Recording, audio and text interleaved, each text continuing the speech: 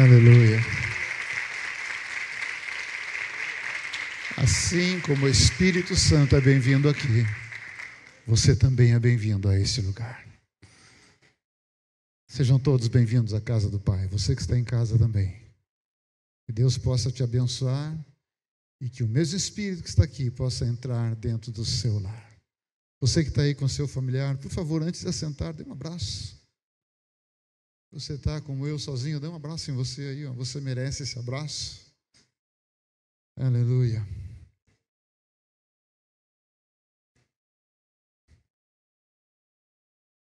Antes de começar a ministrar, gostaria muito de saber se tem alguém conosco pela primeira vez aqui. Se tiver alguém, ali, eu já vi uma mãozinha ali, ó. Deus te abençoe, é uma alegria poder ter você conosco. Mais alguém? Mais alguém além dela? Não? E aí em casa, tem alguém pela primeira vez? Se tiver, mande notícia. Fale, olha, a minha primeira vez ou a segunda vez, nós queremos entrar em contato com você, né? Agora, com essa história de internet, nada fica tão distante. Tudo está pertinho, pertinho, pertinho. Tanto que está pertinho que eu estou aí dentro da sua casa, dentro da sua televisão, talvez no seu tablet, talvez no seu celular, mas eu estou aí junto com você. E a hora do café, por favor, pode me convidar. Bom, queridos, deixa eu... Tem homem aqui? Deixa eu ver. Tem homem? Glória a Deus. Irmão valoroso, homem de Deus, nós estamos precisando de homens para o start. Precisando, mas eu não sei o que fazer. Vem para cá, a gente explica. Eu não sei como, a gente explica. E o próprio Espírito vai te capacitar. Nós estamos precisando de gente, nós estamos esperando uma grande festa no Start, vai ser o aniversário da igreja também. Então nós estamos precisando muito, muito do braço masculino. As mulheres têm mais exposição, parece, do que os homens, hein? Então nós vamos... Olha lá, tá vendo? Não, nós não podemos ficar para trás, não. Vamos criar o clube do bolinha aqui, vamos para frente. Amém? Outro recadinho importante também. A partir de março, né, o mês que vem, nós vamos começar com o Instituto Shekinah aqui. Serão 9 meses e depois eu creio que mais 9 meses, né? Então, o nosso primeiro módulo em março vai ser sobre libertação. Então, você que gosta de trabalhar nessa área de libertação, de cura, de formação de libertadores, daqui a pouco vai sair mais informações sobre como fazer a inscrição e tal, e tal. Que a Elo, ela pegou Covid, então essa semana ela está em casa. Mas a partir da semana que vem, em nome de Jesus, já voltaremos com todas as atividades da secretaria, tudo normal. Amém? Qual é o nosso tema aí, querido? Hã? Não, vamos lá em português, como que é? A casa... Quem é que assistiu esse seriado aí? Ou está assistindo, porque não acabou ainda, né? Não é pecado, não, irmão, pode levantar a mão. Eu não assisto porque eu durmo, irmão. Nunca fui noveleiro porque eu não tenho paciência para o outro capítulo. Né? Então eu também não assisti, não, tá? Quando Deus me deu esse tema, e foi interessante porque justo esse mês nós vamos falar de credibilidade. E eu estava orando a Deus e perguntando, Senhor, qual vai ser o nosso tema sobre libertação, sobre a nossa série e tal, tal. E Deus me deu Casa de Papel. E aí eu corri para saber o que era Casa de Papel. Não assisti, não, nenhum capítulo, tal, tal, mas eu fui ler lá e eu percebi que é a história de um grande golpe, né, um plano muito grande. E não acabou ainda. Então ninguém sabe o final. E aí Deus falou muito ao meu coração e diz, olha, Casa de Papel. Um grande plano, mas que já deu errado. Eu falei, opa, então vamos por aí. Então esse tema aí está muito ligado ao ano da remissão e muito voltado para a libertação e cura. E quando eu cheguei aqui, eu já percebi a unção que estava aqui, eu falei, Deus, então o Senhor está confirmando mesmo. Esse mês, esse tema, e nós vamos tratar de assuntos que, um grande projeto que já deu errado, e daqui a pouco eu vou falar mais detalhadamente sobre isso, mas quem arquitetou o plano, ele continua ativo, ele não parou, ele só mudou o foco. Mas assim como o plano original não deu certo, todos os outros também não darão. Amém? Pai, no nome de Jesus, nós estamos aqui. O nosso desejo é aprender, crescer no conhecimento da palavra, crescer na intimidade com o Senhor, na cumplicidade com o Senhor, pois só assim nós podemos servir ao Senhor. Servir ao Senhor de uma maneira digna, de uma maneira correta e muito melhor. Então, Senhor Espírito que revela a palavra, fala conosco, não só hoje, mas em todo o tempo que durar essa série. Que o Senhor possa usar cada pessoa que vai compartilhar a palavra. Que possamos, na verdade, ser instrumentos do Senhor. Agentes de transformação. Usa as nossas vidas pela Tua graça e pela Tua misericórdia. Então fala conosco, no nome de Jesus. Se você concorda comigo, diga amém. Então vamos lá, Casa de Papel. Antes de falar da Casa de Papel, quando você lê ali ou nas redes sociais, ou você ouve remissão, o que te vem à cabeça? Me ajuda aí. Qual é o significado dessa palavra remissão para você? Perdão. Cancelamento. O que mais? Me ajuda aí. Resgate. O que mais? Restituição. Remissão, querido, é exatamente isso que vocês falaram. Remissão é quando você tira uma pessoa de uma situação. Você vai remir essa pessoa. É quando uma pessoa tem uma dívida e, de repente, o credor diz a ela: você não precisa mais me pagar porque você não deve nada. Acabou. Você passou por uma remissão da sua dívida. E o ano da remissão para nós é um ano muito especial, porque é um ano em que firma aquilo que Jesus fez. E Ele confirma no nosso coração isso. Porque nós somos redimidos.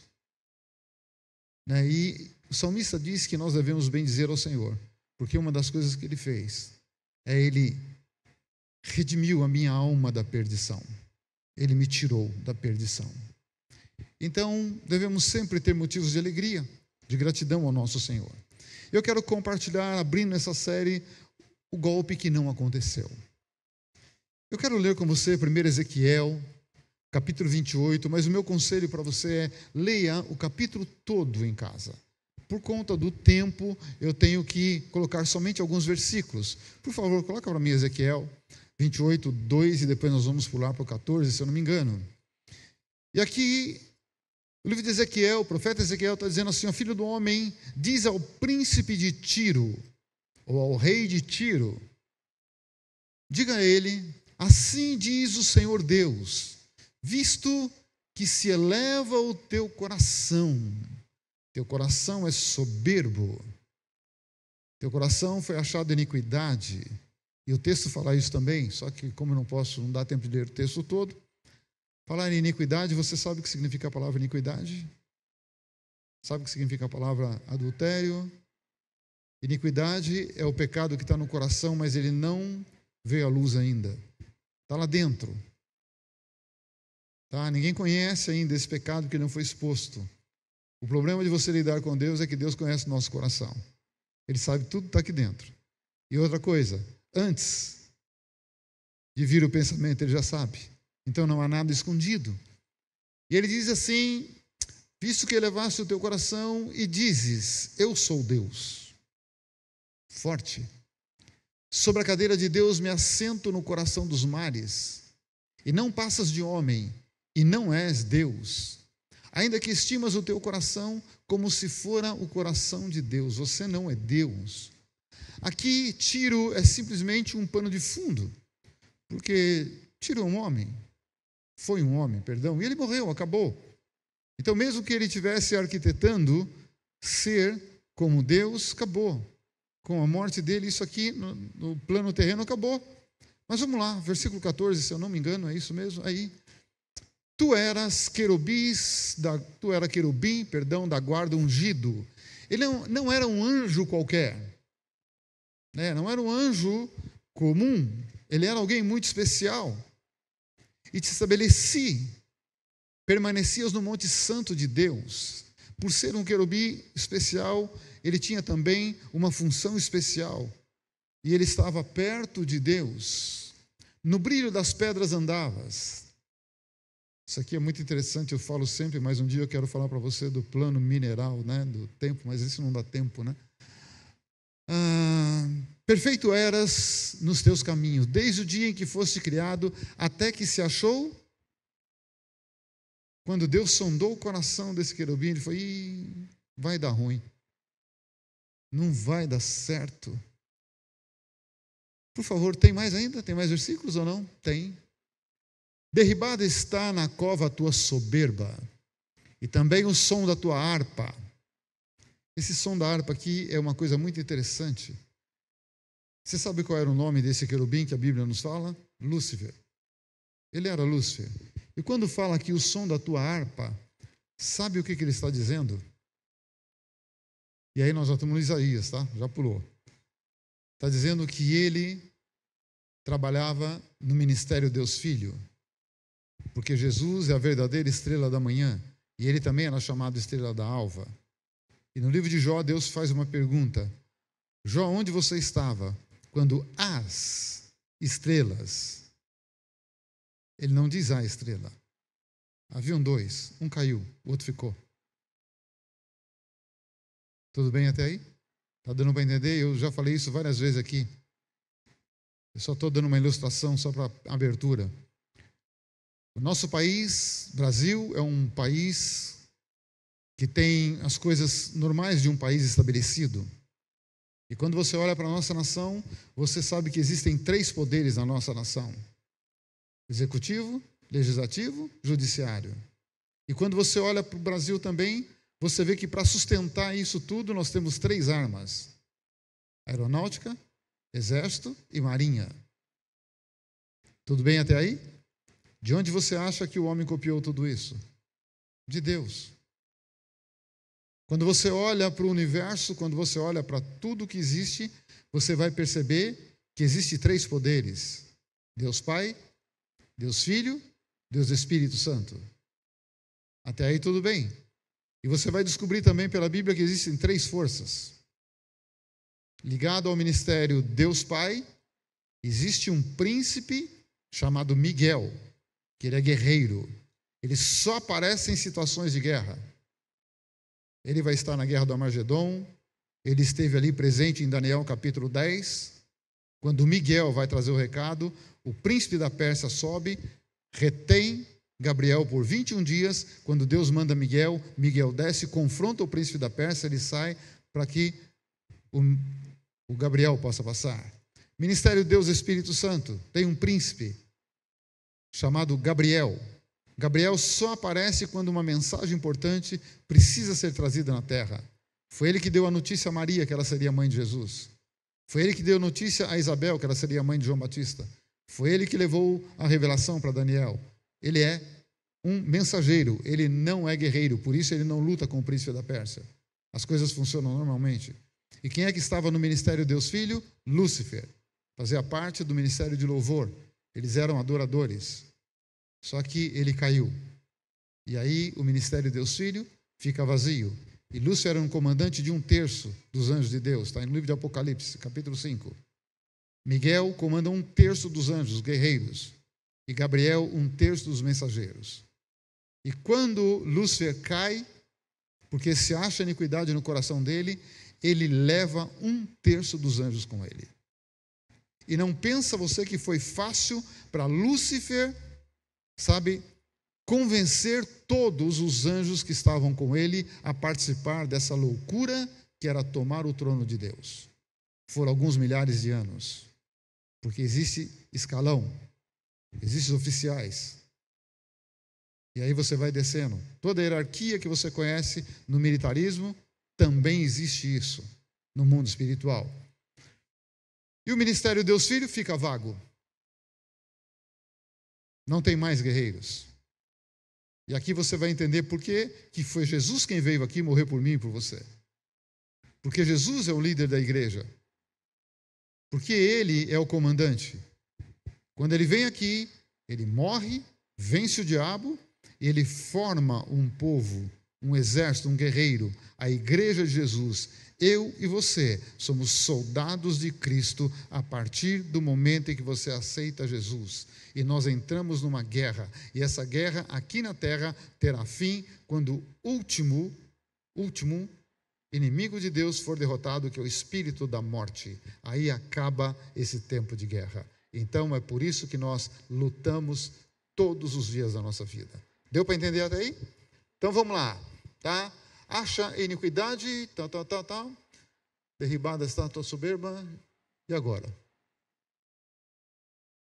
Eu já li esse pedaço aí, né? Derribada está na cova a tua soberba, e também o som da tua harpa. Por debaixo de ti há uma cama de gussanos. Essa palavra gussanos, querido, isso aí é espanhol. Isso são as lagartas que você vê nas plantas. Sabe aquela lagarta? Isso é em português. Aqui deixaram essa palavra gussanos aí. E os vermes são a tua coberta. Vermes você sabe o que é. Como caísse do céu, ó estrela da manhã, filho da alva. Está vendo? Era filho da alva. Como foste lançado por terra. Quando ele peca, quando ele tenta tomar o trono, sabe, não precisa Miguel, não precisa nenhum guerreiro, nada. Quando ele invade o céu dos céus para tomar o trono de Deus, Deus nem levanta do trono. De Deus emana a autoridade. E a autoridade enche o lugar, e na mesma hora, Lúcifer cai por terra com todos os demônios que estavam com ele. 1/3 cai, ele arrasta 1/3 com ele. E onde é que ele cai? Na terra. Guarda isso, ele cai na terra. Depois você vai ver o estrago que ele fez na terra. Tu que debilitavas as nações, tu dizias no teu coração: eu subirei ao céu, acima das estrelas de Deus, exaltarei o meu trono, e no monte da congregação me assentarei na extremidade do norte. Querido, ele enganou ali as nações. Está falando do trabalho que ele teve para convencer todos os anjos, todas as autoridades que serviam ele como príncipe. Então ele teve um trabalho muito grande para convencer. Ele enganou e continua enganando as nações até hoje. Tá? Até hoje ele engana. Por favor, coloque os dois, 14 e 15. É isso? Olha lá. Subirei acima das mais altas nuvens e serei semelhante ao Altíssimo. Contudo, serás precipitado para o reino dos mortos, no mais profundo abismo. Então, para Lúcifer, e quando ele cai, o nome dele muda para Satanás, diabo, o enganador, o trapaceiro e tal, e está selada a sorte dele, selado o plano que ele tinha. Sabe? Ele caiu e vai para o reino dos mortos. O que significa reino dos mortos? Separado eternamente de Deus. Jamais haverá possibilidade dele voltar a ser o que era. Não há condição de arrependimento no coração dele. Então ele não volta mais. E ele será lançado no mais profundo abismo. O inferno é a porta de entrada do lago de fogo. Sabe, no final da história toda, depois do juízo final, o inferno é tirado e vem um lugar pior do que o inferno, chamado lago de fogo. E também no inferno, no lago de fogo, há escalas, tá bom? Porque Deus não é injusto. Então ali também haverá, sabe, sofrimento e dor maior para quem foi pior. Tá tudo bem aí, gente? Tá todo mundo olhando assim com uma carinha de assustado? Mas fique em paz, nós já vencemos. Diga assim: eu já venci em Cristo Jesus. Amém. Então está selada a sorte dele, tá? Selou, acabou, não tem mais jeito. Não tem como ele voltar e ser um vencedor. Mas ele não desiste, né? Ele não desiste. Ele tem uma capacidade e uma tenacidade terrível. Coloca a frase para mim, Lúcifer, coloca ali. Ali, ó, Lúcifer é lançado por terra, tornando a terra sem forma e vazia. Daqui a pouco eu continuo. Eu creio nisso que eu estou te falando. Existem muitas contestações, existe muita gente que fala: não, isso não é realidade, tal. Mas, querido, aqui eu até encontro explicação para os dinossauros. Aqui eu encontro explicação para muitas coisas. Acham ainda fósseis de grandes animais em vários países da terra. Existiram? Sim. A Bíblia fala dos grandes animais. Então, para mim, quando Lúcifer cai, quando ele tenta tomar o trono e ele é derrubado com o terço dos anjos, ele cai por terra. Nós vimos ali no livro de Isaías. Ele é lançado por terra. Tá? E você vai fazer uma comparação, e daqui a pouco eu vou fazer essa comparação com Adão e Eva. E a terra se torna sem forma e vazia. Quando você lê em Gênesis, no capítulo 1, versículo 1, você vai ver que a terra era sem forma e vazia, e havia trevas sobre o abismo. Então, provavelmente o lugar onde ele bate na terra faz uma cratera, um abismo muito grande e trevas ali. E com isso, é como um grande meteoro caindo na terra hoje. Aí vem a era do gelo, aí vem todas essas consequências naturais, né, que acontece por um desastre tão grande desse. E ele consegue abalar toda a estrutura da terra. E por um bom tempo não houve nada na terra, até Deus olhar para a terra, e quando você vai ler ali a partir do versículo 2 de Gênesis 1, ali Deus começa a reconstrução da terra. O original diz isso. Tá? Não foi a criação foi antes. Houve uma criação antes, onde foi a criação e também a criação dos seres espirituais que nós conhecemos como anjos. E depois vem a segunda, que é uma recriação, e aí vem a reconstrução da terra e a criação dos seres humanos que somos nós, e toda a vegetação que nós conhecemos e os animais que conhecemos hoje. Tudo bem? Deu para entender?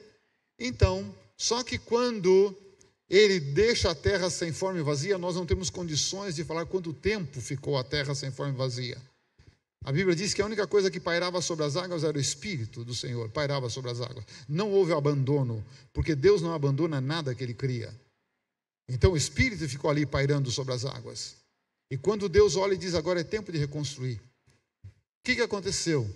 E aí bate, e o profeta Isaías diz isso, tá? Que Deus não cria nada sem forma e vazio. Nada. Perdeu uma forma original, mas não perdeu toda a forma. E não foi abandonada, porque o Espírito pairava sobre as águas. Mas para desespero de Satanás, Deus reconstrói a terra, cria o homem e a mulher e os coloca como administradores da terra. E nós nos tornamos administradores da terra, o ser humano. Porque a Bíblia diz, o salmista diz, que a terra Deus deu aos filhos dos homens. É como se Deus passa a escritura e diz, a terra é de vocês, cuida. Mas você acha que o diabo desistiu? Não. Simplesmente não. O diabo provavelmente hoje, o lugar onde ele estabelece o trono dele, nós vamos falar de primeiro céu, nós estamos aqui no primeiro céu, tá? Nós estamos debaixo do céu, o reino dos céus. O segundo céu é um lugar onde não dá nada, no universo não dá nada, não tem vida. Por isso que eu não creio em vida além da terra, porque a Bíblia não abre essa possibilidade. Existem outros seres, sim. Anjo é um ser, demônio é um ser, anjo caído é outro ser. Então existe, mas gente, humanamente falando, não encontro apoio na Bíblia. Então o segundo céu provavelmente é onde Satanás estabelece o trono dele. Quem já andou de avião, e se alguém aqui já andou de foguete, já sabe. Quanto mais você sobe, mais quente fica, é isso? Não? Mas você está voando em direção ao sol. E sabe o que acontece? Fica gelado. A 11 mil pés, a temperatura pode chegar a menos 40, menos 50, menos 70. Ninguém sobrevive. É um lugar gelado, sem oxigênio. Por isso que você entende como o diabo e os demônios vão para o lago de fogo. Tem gente que pensa que o diabo é vermelho, ardente. Não, querido irmão, ele é gelado. Porque se ele fosse vermelho ardente, ele ia gostar do fogo. Mas como ele é gelado, ele não gosta do fogo. Deu para entender uma coisa tão simples? Então apaga aquela imagem do diabo vermelho de chifrinho de cauda. Isso não existe. Isso não existe. E quando nós estamos aqui cuidando da terra, quando Deus cria Adão e Eva, e Deus diz, olha, agora vai dar nome aos animais, vai dar nome à planta, tal, e ele começa a trabalhar, e ele está ali trabalhando, todo feliz da vida, a coisa ia caminhando muito bem. Quem é que entra em cena? Não vou ler também, mas vou te dizer, Gênesis 3, o diabo, ele entra na terra. Como ele entra na terra? Ele foi lançado, bateu e subiu, e Deus deu a terra aos homens, então, opa, a terra tem dono. Ele foi o primeiro poceiro, porque ele incorpora uma serpente, a primeira vez que se tem uma incorporação, está lá. Ele incorpora a serpente para poder entrar na terra. Ele entra ilegalmente na terra, incorporando uma serpente. Jesus, quando nasce, Jesus entrou na terra legalmente. Por isso que ele teve que nascer de uma mulher, porque Deus deu a terra ao filho dos homens. E como Deus não é ilegal, Jesus nasce de uma mulher e entra como todo ser humano entra na terra, normalmente nascendo de uma mulher. Você percebe que Deus não age na ilegalidade. E Deus nos ensina isso. Se você pensa, nós temos uma Constituição aqui no Brasil. A Constituição da República Federativa do Brasil. Anda meio desacreditada aí, porque tem uma turma que nem obedece a elas mais, né? E tinha que dar exemplo. Né? Não obedece. Mas existe uma Constituição que comanda o universo, que é isso que nós chamamos de Bíblia. Só que aqui não se quebra nenhuma lei, porque quando quebra, não tem fiscal, não precisa fiscal. Então Jesus entra legalmente, nasce de uma mulher, e tem agora autoridade para agir na terra. Mas o diabo não desiste. Como ele já entrou na terra, e vamos lá, quero ler para você João 10:10, por favor, coloca para mim no telão. João 10:10 diz assim: o ladrão vem somente para quê? O ladrão vem somente para roubar, matar, destruir. Eu vim para que tenham vida e a tenham. Jesus aqui está falando de várias formas. Sabe que nós podemos até fazer estudos sobre esse versículo simplesmente. Mas eu quero falar agora como o diabo entra na terra. Como um ladrão que vai tentar e consegue se apossar de algo que não é dele. Se apossa da terra que Deus deu aos homens. E quando ele entra, incorporando a serpente, ele começa a colocar esse plano em ação. Roubar, matar e destruir. Isso é o projeto que ele tem, isso é o plano. Como ele viu que não dá para atacar com Deus, não dá para ele guerrear com Deus, porque ele já viu que não dá certo. E ele não perde tempo com aquilo que não dá certo. Você pode chamar o diabo de tudo, menos de burro e de preguiçoso. Ele vai tentar te atacar no ponto mais fraco. Onde você tem mais fragilidade, é ali que ele vai te atacar. No ponto que você é forte, ele não quer te atacar. Porque ele não quer perder tempo. Então ele vem para matar, roubar e destruir, isso é o projeto dele. E aí ele começa a agir na terra. Primeira coisa que ele fez, roubou a terra dos homens. Por isso nós vamos ver aí, essa ordem. Ele roubou a terra dos homens. E a partir desse momento ele tem direito aqui, porque o homem deu a ele essa autoridade. Segundo, ele começa a matar a fé, a esperança das pessoas. Ele começa a matar o sentido de obediência das pessoas. Porque foi a primeira coisa que ele fez com Eva. Como ele pecou, o diabo pecou, Lúcifer pecou contra a autoridade de Deus, contra o princípio de autoridade. E ele leva a Eva e também Adão a pecarem no mesmo sentido. Eles não pecaram contra a santidade de Deus, eles pecaram contra a autoridade. Deus diz: come de tudo. Dessa árvore, não. Eles foram lá e não honraram a autoridade de Deus, quebraram. Então, aí começa o plano de roubo e a partir disso, o plano que aconteceu com a queda dele, destruição. Ele começa a destruir. E hoje você olha para a terra e você vê quantas vidas estão sendo destruídas por ele. Quantas pessoas valiosas estão aí, na dependência química. Quantas pessoas preciosas que morrem antes do tempo. Poderia ter ainda um tempo na vida, mas o diabo ganha o direito legal de tirar a vida dela. Você sabe que o apóstolo Paulo um dia diz assim: olha, é melhor entregar o corpo do que a alma. Eu vou entregar o corpo dele nas mãos de Satanás para preservar a alma. É melhor a pessoa entrar no céu sem um braço do que no inferno com o corpo completo. Aqui a gente está falando de coisas um pouquinho mais profundas. Espero que eu consiga me fazer entender. Tá? Só para a gente chegar onde é o objetivo que Deus colocou no meu coração. E ele continua trabalhando. Quantas famílias tinham tudo para dar certo e você vê não dar certo, dá tudo errado. Quantos projetos profissionais de empreendedores não dá certo. E é falta de capacidade? Não. É falta de trabalho? Não. Não. Mas às vezes é falta de princípios.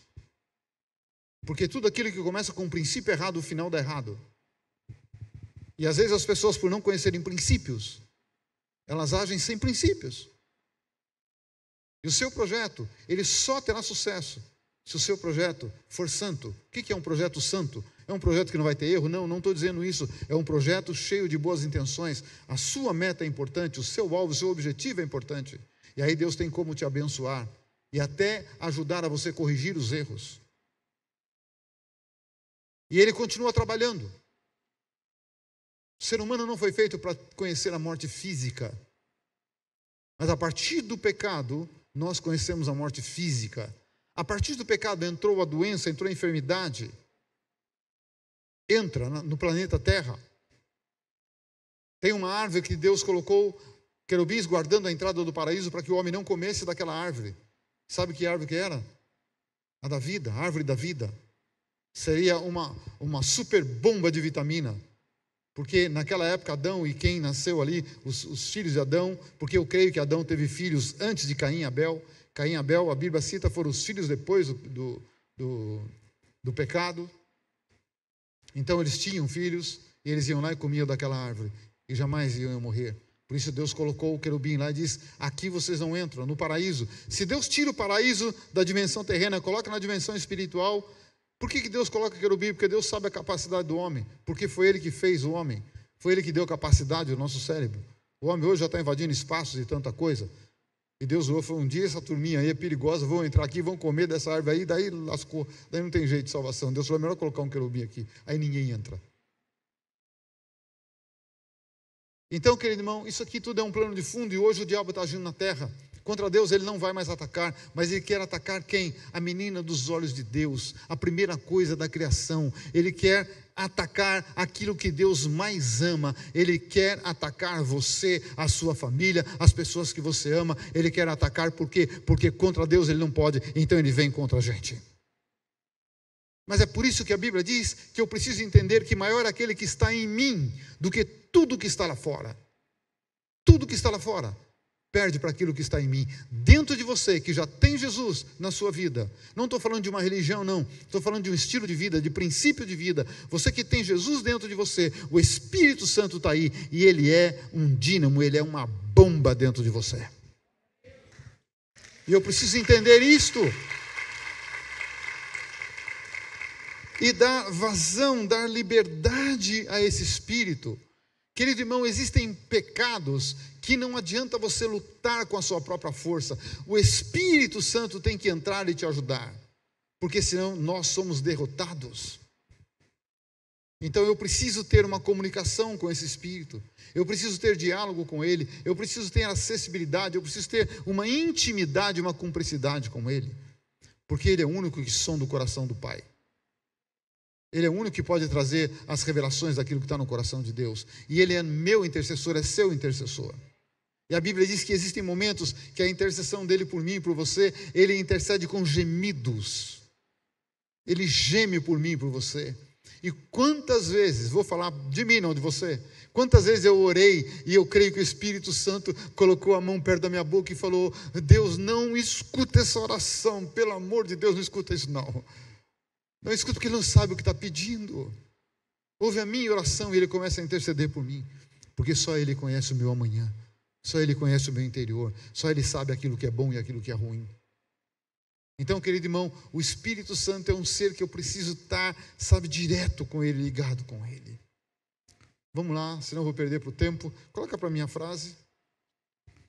No jardim do Éden, Adão e Eva são enganados por Satanás, perdendo o direito da terra, que agora é dominada pelo príncipe desse mundo. Quem é o príncipe desse mundo? Jesus disse: o príncipe desse mundo já está chegando. E o príncipe desse mundo é o príncipe do reino das trevas. É o conhecido Satanás. Tem gente que fala: não, o Satanás se apresentou a mim, veio aqui. Querido irmão, dificilmente ele fará isso. Ele tem muita coisa para fazer. E ele não é onipresente. Ele não é onisciente. Ele não é, qual outro? Onipotente. Então ele precisa ter uma linha de comando direto com os seus principados, com os seus dominadores. Então, ele dificilmente vem falar com o ser humano. Aqui é uma coisa que eu creio. Pode se reunir com aqueles que se dizem poderosos da terra? Pode. Porque nesse planeta você não imagina o que existe. Tá? Mas não dá tempo de falar sobre isso.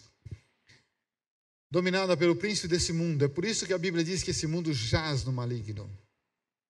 Essa palavra jaz nós encontramos no cemitério, no lugar dos mortos. Esse mundo, agora com o domínio de Satanás por um tempo, é o lugar onde o reino das trevas reina e tenta destruir tudo que Deus deixou. Se você pensa que Deus iria ficar sem fazer nada, você se enganou. O plano da salvação já estava pronto. Quando Deus olha a terra sem forma e vazia, ele entra em ação. Quando Deus olha Satanás agindo na terra, legalmente, porque Deus dá a terra ao filho dos homens, os homens dão a terra ao diabo. Então ele tem direito de agir. Quando Deus percebe isso, Deus entra em ação. Vamos lá, 1 João, coloca aí para mim. 1 João 3,8, a Bíblia diz assim: aquele que pratica o pecado procede do diabo, porque o diabo vive pecando desde o princípio. Desde quando ele foi criado, a iniquidade estava dentro do coração dele. E quando Deus olha a iniquidade e vê a iniquidade, Deus falou, já pecou, já está aí. Cedo ou tarde isso vai se manifestar. Cedo ou tarde vai fazer o que está no coração. O único que tem poder de regeneração é o ser humano. Porque nós vemos depois de tudo isso. E nós fazemos parte do plano da salvação. E quando nós entregamos a vida para Jesus, nós entramos no projeto do plano da salvação. E esse plano já estava arquitetado antes da fundação do mundo. Tudo já estava preparado. Para isso se manifestou o Filho de Deus. Para quê? Para quê? Lê para mim lá, querido irmão. Vamos lá, acorda aí. Boa noite, está todo mundo aqui? Todo mundo acordado?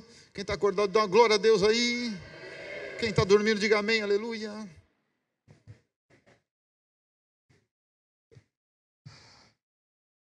Para isso se manifestou o Filho de Deus, para destruir as obras do diabo. Desde o princípio já estava preparado esse plano. E Jesus vem para destruir as obras do diabo. Primeira coisa que ele fez foi tornar a terra sem forma e vazia. Deus vem, refaz. Segunda coisa, ele está na terra agindo e Deus manda Jesus onde? Na terra agir também. E quando Jesus vem aqui, tudo prontinho, Jesus vem e a primeira coisa que Jesus faz é salvar o que se havia perdido. E diz, eu vim para salvar o que se havia perdido. Primeira coisa, ele começa a trabalhar com os filhos de Israel, que foi o povo onde Deus começa a se manifestar novamente ao ser humano. Então Jesus vem para os filhos de Israel. Mas Deus é perfeito em toda a sua arquitetura. Quando ele arquiteta esse plano, ele sabia que existiriam muito mais gente na terra, muito mais povos e nações. Então, primeiro o judeu tem que rejeitar. Porque quando o judeu não aceita Jesus, e até hoje eles não aceitam, a não ser o judeu messiânico, que é o judeu convertido, quando eles não aceitam, a salvação se estende a todos os demais, aos gentios. Quem não é judeu é gentil. Vai na conversinha do Chaves, gentalha. Mas é isso que significa, tá? E alcança todo mundo. Me alcançou, te alcançou. Então o plano de Deus, não existe a mínima possibilidade de nenhum plano de Deus ser frustrado. Jó chegou a essa conclusão. Por menor que ele possa ser, não será frustrado. E aí vem a salvação, me alcança e te alcança, e aí começa todo um projeto de salvação, não só do ser humano, mas de reconstrução de tudo que está sendo destruído pela interferência de Satanás através dos homens na terra. Você acha que a ganância que ele coloca no coração de muita gente, isso procede dele, porque desde o princípio veio o pecado. Então hoje, os poderosos dessa terra, que são poderosos na parte de dinheiro, de poder e tal, por que eles tentam diminuir a população da terra? Porque eles querem continuar dominando a terra. Eles acham que eles vão dominar a terra. E quanto menos gente, mais possibilidade da terra ser reconstruída. Não existe essa possibilidade. Nenhum plano de Deus pode ser frustrado. Nenhum. Eles estão tentando diminuir a população da Terra já faz muito tempo. Eu posso dizer para você, desde 1917, quando começou o primeiro projeto, que a gente tem noção, depois você vai entrar na Segunda Grande Guerra, e depois você vai entrar em outros, e agora continua. Mas o que acontece com a população da Terra? Só aumenta. Por quê? Porque o plano de Deus, e Deus não retirou a palavra cresce e multiplica. Cresce e multiplica. Pode tentar qualquer plano, guerra, bomba nuclear, química, pode tentar qualquer coisa. Os planos de Deus não serão frustrados. Nenhum. Então, com isso, meu querido irmão, para mim, me tranquiliza sobre escatologia. Não tenho medo do final dos tempos, porque nada foge do controle dele. Ele não deu autoridade para anticristo, para falso profeta, nem para o próprio diabo, para acabar com a terra. Não deu, porque hoje a terra está povoada pelos filhos de Deus. Nós somos os filhos de Deus. Aquele que se converte, Deus diz, então, opa, é mais ou menos, você sabe que é parente, né? Quem é que tem irmão de sangue aqui? Deixa eu ver. Eu tenho 1 minuto só? Misericórdia, então esquece o negócio de irmão, vamos correr aqui. Meu Jesus, isso é misericórdia da minha vida. Vamos voltar, querido irmão. Então, o plano de Jesus, querido irmão, sabe, quem aceita Jesus no coração, você não está mais sob o domínio de Satanás. Você não está mais sob o reino das trevas. Agora a Bíblia diz que nós estamos no reino da luz, sabe, da maravilhosa luz do amor de Jesus. Isso é o nosso reino. É por isso que nós estamos aqui. Agora eu preciso entender toda a extensão desse projeto de salvação. Que esse projeto de salvação, ele termina para nós aqui na terra, para nós seres humanos, mas ele continua no milênio, tá? Isso é outro assunto, já entrei um pouquinho de escatologia, mas quando começar o milênio, você vai ver ali o leão deitado. Você viu aquelas fotos de leão deitado com cordeiro? Isso vai ser realidade. A Bíblia diz que as armas serão transformadas em arado, e tal, e aí você vai ver a reconstrução do planeta Terra, e Jesus vai provar para o diabo que só quem é rei tem condição de reinar e dominar e restaurar a terra, que o diabo não tem isso, não faz parte da natureza dele. Mas, querido irmão, quando você entra para o reino da luz, eu quero que você entenda isso, sabe, rapidinho, Colossenses 2, 13 a 15, e aqui vamos pensar um pouquinho mais em toda a estrutura do projeto do plano da salvação. Querido, eu vou precisar de mais 10 minutos, você vai continuar me amando, né? Então, e depois a gente vai rapidinho. E aqui diz assim, olha o que é o projeto de salvação. Não é só a salvação da nossa alma. Não é só isso, não. O projeto da salvação é assim, olha, e a vós outros que estáveis mortos pelas vossas transgressões, pela incircuncisão da vossa carne, isso é a teimosia em não obedecer lei, tá?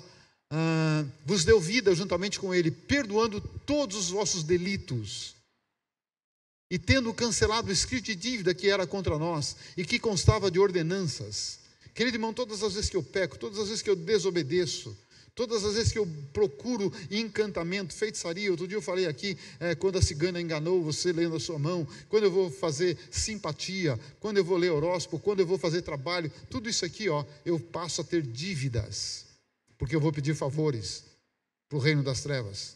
Então eu passo a ter dívida. Depois da conversão de muita gente, quem é que se converteu depois de adulto aqui? Deixa eu ver. A maioria. Quem é que nasceu lá cristão e nunca se desviou? Olha aí, glória a Deus. Glória a Deus. Mas, irmão, quem veio do mundo? Que nem nós assim, né? Imagina a bagagem. Imagina a tranqueira que a gente traz. Eu estou falando de mim. Mas a Bíblia diz que eram ordenanças, o qual nos era prejudicial. Você já percebeu, pessoa, antes dela se converter, e ela é honesta, e busca andar corretamente, o coração é até sincero, mas às vezes só erra o caminho, mas o coração é sincero. De repente ela está indo bem na vida, daqui a pouco cai tudo, e a pessoa não entende, por que aconteceu isso comigo? Eu nunca quis mal para ninguém, eu trabalho direito, mas perde tudo, acontece um monte de coisa na vida. Então, querido irmão, era a dívida que estava lá atrás. E o diabo, ele pega a dívida. Sabe quando a fatura chega no momento que você não pode pagar? Sabe quando desgraça pouco é bobagem? Então ele vai e pega a outra lá e fala, vamos mais uma. Estou me fazendo entender, né? Então, a Bíblia diz que tudo isso, tá? Jesus removeu inteiramente. Jesus pegou todo o meu passado, todas as minhas dívidas, encravando-a na cruz do Calvário. Quando ele foi pregado na cruz, ali, todos os meus pecados, todas as minhas dívidas, tudo foi pregado junto com ele. Tudo. Foi pregado ali na cruz do Calvário. E despojando os principados, potestade, aqui são hierarquias demoníacas, tá? Então, tem mais hierarquias aí. Publicamente os expôs à vergonha, triunfando deles na cruz. Então, quando Jesus morre na cruz, ele não morreu só para salvar a minha alma, não. Ele pagou o preço de todos os meus pecados. Só que eu preciso entender isso. Tem gente que fala, Jesus levou na cruz, então se eu estou salvo, já está tudo pago. Sim, querido irmão. Deixa eu fazer uma comparação para você. Salvação e libertação obedecem o mesmo processo. Jesus morreu por todos. A Bíblia diz que Deus amou o mundo de tal maneira, que deu seu Filho unigênito, para que todo aquele que nele não pereça, mas tenha vida eterna. Como é o processo de salvação?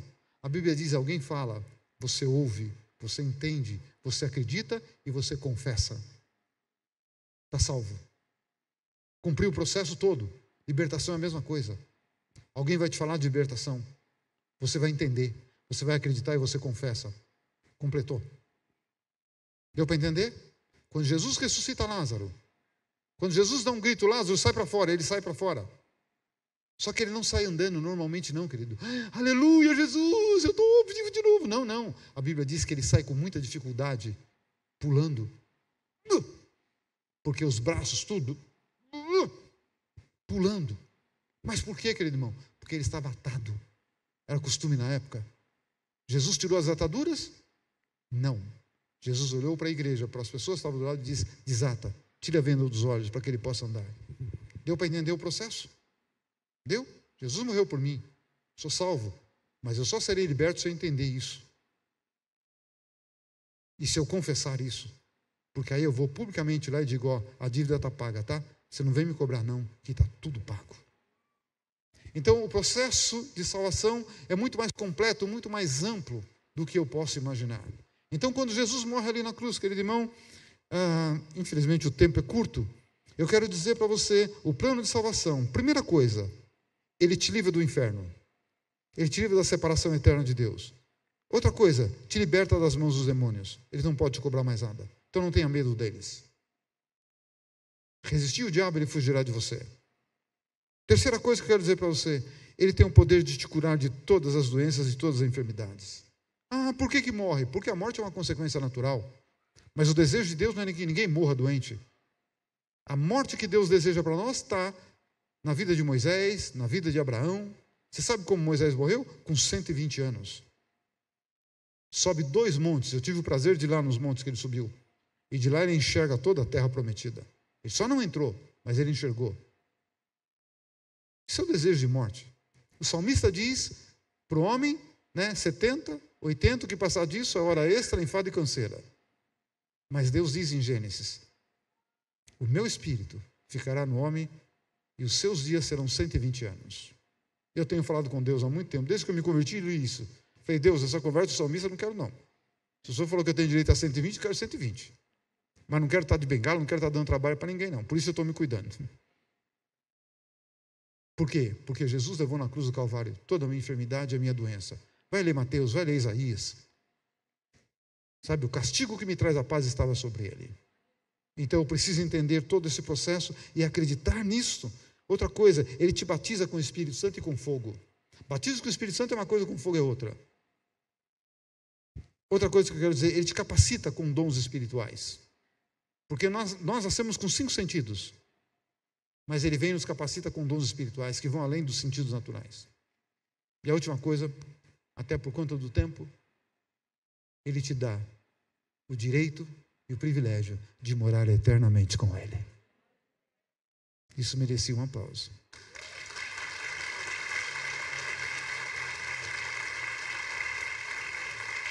Como eu alcanço tudo isso? Vamos lá, 2 Coríntios, último versículo para nós terminarmos. 2 Coríntios, a Bíblia diz assim, olha, pois conheceis a graça do nosso Senhor e Salvador Jesus Cristo, que sendo rico, por amor a vós, se tornou pobre, para que através da pobreza dele, você se tornasse o quê? Mais pobre ainda? Rico. Aqui a Bíblia está falando simplesmente de dinheiro? Não, querido irmão. Porque prosperidade divina não se resume a dinheiro. Tem gente que é tão pobre que a única coisa que ele tem na vida é dinheiro. Mais nada. Mais nada. Eu conheci um casal de judeus que moravam no Alphaville, que os dois, quando casaram, fizeram um pacto: nós não teremos filho, nós ficaremos milionários. E ficaram milionários. Quando a mulher dele pega câncer, aí ele procurou até a igreja. Fui eu e o profeta Walter na casa deles, orar para a esposa dele. Ele falou: se vocês me indicarem um médico, em qualquer país, em qualquer lugar, não importa o valor, eu levo a minha mulher. Eu preciso da minha mulher viva. Só tinha dinheiro, mais nada. Mais nada. Aqui, quando a Bíblia diz isso, Jesus é rico em todos os sentidos. Mas eu quero dizer para você só uma coisa: Ele é rico em princípios. E se eu entender os princípios que Ele estabeleceu para a minha vida, para que eu possa viver nessa terra, nesse mundo que jaz no maligno, se eu entender os princípios e viver os princípios, não adianta eu conhecer e não praticar. Não adianta nada.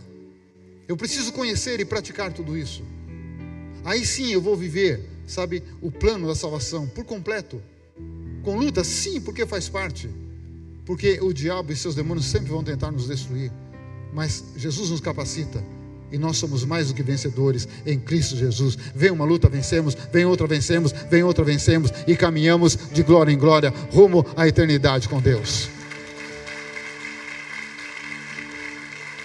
Então, querido irmão, se tem um plano que não deu certo, foi o plano de Satanás. Se tem um plano que não dará certo, é o plano de Satanás, mesmo contra a minha vida e contra a tua vida. Abraça os princípios, vamos viver os princípios e caminhar de glória em glória, lutando sim, mas vencendo em Cristo Jesus. Amém? E agora de quarta-feira teremos mais, né? Como ele manifesta a intenção dele para destruir vidas, destabilizar vidas, tirar o equilíbrio da pessoa. Então cada quarta-feira nós estaremos focando nisso. Por isso, casa de papel, né? O projeto de Satanás é uma casa de papel. Cai, não tem sustentação. Mas a tua vida é uma casa na rocha, está sustentada, no nome de Jesus. Então, querido, nós vamos terminar. E depois eu vou falar agora dízimos e ofertas. É o momento que você que é membro da nossa igreja, você que anda no princípio. Para nós dízimo não é mandamento, não é pagamento, não é nada disso, é um princípio que Deus estabeleceu. E quem quer andar nesse princípio, obedece esse princípio. 10% de tudo que eu ganho volta para o Senhor. E eu sou membro aqui da Vida Nova, sou pastor e membro. O meu dízimo é aqui, que nem diz a minha filha, o meu é DRF, né? Não é IRF, é D, já está retido na fonte, amém, eu fico feliz por isso, né? Você que está aqui é membro de outra igreja, por favor, não coloque seu dízimo aqui, dízimo é na igreja onde você é membro, e nós cremos nesse princípio, e também cremos no princípio da semeadura. Tudo que eu quero colher, eu vou plantar. Então nós também cremos que a vida financeira é um princípio de semeadura. Quanto mais eu semeio, mais eu vou colher. E quando você vai semear, você pode semear aqui, você pode semear na vida de uma outra pessoa. Se você separou um valor aí e ia trazer para cá, e de repente Deus fala, dá para tal pessoa, vai lá e entrega para essa pessoa, porque você vai ser tão abençoado na oferta como se você tivesse colocado aqui, porque é o princípio que vale. Me fiz entender, queridos? Então, olha, depois desse momento de entrega, de devolução dos dízimos e ofertas, você que está em casa, as contas da igreja estão aqui, e também nós que estamos aqui, as maquininhas. Depois dos dízimos e oferta, depois nós estaremos orando por algumas pessoas. Então vamos tomar todo cuidado, mesmo os pastores estaremos de máscara, vamos colocar álcool na mão antes de orar para você, depois o óleo. Então, se você quiser uma oração, porque nós estamos iniciando um processo de libertação durante 4 semanas. Se você teve algum envolvimento, e também só se você quiser vir aqui, você não é obrigado a nada. Você que teve envolvimento com o espiritismo, maçonaria, Rosa Cruz, ou qualquer tipo de esoterismo, se você quiser uma unção aqui na sua testa, porque para quebrar esse jugo, tá? E no dorso esquerdo, no dorso da mão esquerda, porque aqui, você sabe que o corpo humano tem pontos, vai falar, isso aí é engano, é feito isso aí, misticismo. Não, não, querido irmão, não. Quando o bebê nasce, o que ele tem aqui em cima? O que é isso aqui no homem? Então, o mundo espiritual usa muito isso. Então, quando nós ungimos na testa, ungimos o dorso esquerdo, todo encantamento cai. E se tem alguém aqui, que o diabo tem falado muito para você em suicídio, e te dado muitos sonhos de morte, também seria importante isso. Amém? Eu me fiz entender? Tudo bem, mas se você quiser, os pastores estaremos aqui, Vamos ungir a sua testa e o dorso da mão esquerda e quebrar todo o poder maligno para poder iniciar esse processo. Mas todo o processo de libertação, ele começa por uma coisa: sem Jesus não tem libertação. Conhecereis a verdade vos... A verdade é a palavra de Deus. Você precisa se apegar à palavra, porque ela tem o poder também de libertação. Jesus é a verdade, porque ele diz: eu sou o caminho, sou a verdade e a sua vida. Sem Jesus não tem libertação. Então, querido irmão, se tem alguém aqui que ainda não orou, entregando a sua vida para Jesus, não estou falando de religião para você, estou falando de um estilo de vida e realmente ter uma libertação na sua vida. Se você quiser aceitar Jesus, você que está aqui, você que está em casa, repete a oração que eu farei aqui. Diga assim comigo: Senhor Jesus, nesse momento, eu entrego a minha vida nas tuas mãos. Eu peço perdão pelos meus pecados, todos eles. Peço perdão pelo tempo que eu andei segundo os meus conceitos, as minhas ideias.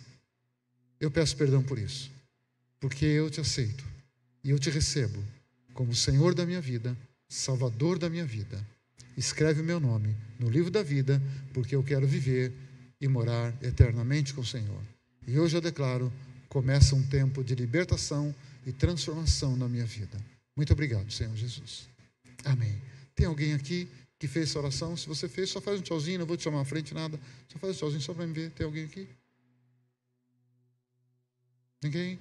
Aí em casa, se você orou, por favor, mande notícia, mande uma mensagem. Nós queremos estar com você. Vamos ficar em pé. Assim que começar o instrumental, você pode sair do seu lugar e trazer a sua oferta, devolver o seu dízimo, ofertar na vida de alguém, e faça isso com alegria no nome de Jesus.